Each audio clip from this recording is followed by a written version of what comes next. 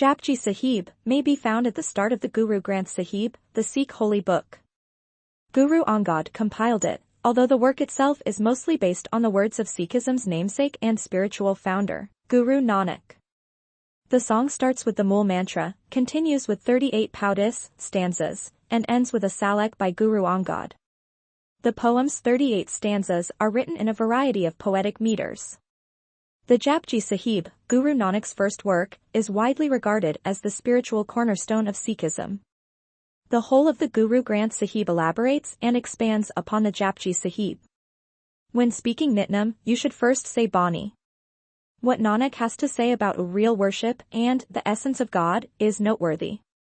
As stated by Christopher Shackle, it is intended for individual contemplative recitation, and serves as the first item of daily devotional prayer for the pious. Sikh Gurdwaras use this chant throughout their morning and evening prayers. It is also repeated during the Sikh funeral service and the entrance into the Khalsa sect.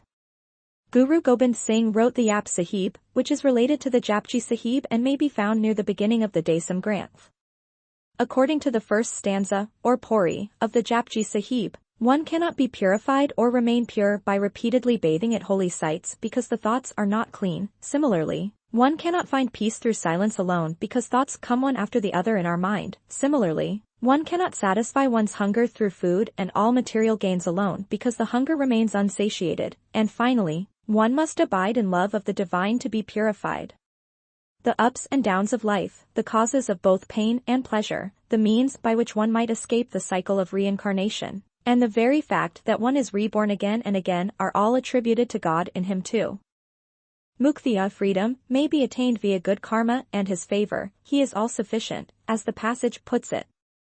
According to verse 5, he has incalculable benefits, therefore worshippers should continually praise him by singing his name, paying attention to his word, and keeping his love alive in their hearts.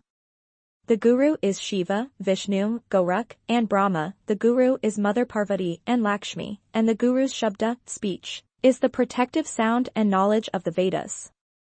Everyone and everything depends on him. It is the faith that is described in verses 6 to 15, and it is this faith that is the liberator. According to verses 16 to 19, God does not have a physical appearance and cannot be adequately described. Remembering his name purifies and frees nations. Hymn 20. All the literature from the Vedas to the Puranas speaks of him, Brahma speaks of him, Siddhas speak of him, Yogis speak of him, Shiva speaks of him, the silent sages speak of him, the Buddha speaks of him, Krishna speaks of him, the humble Suadars speak of him, and yet, no amount of words can fully describe him.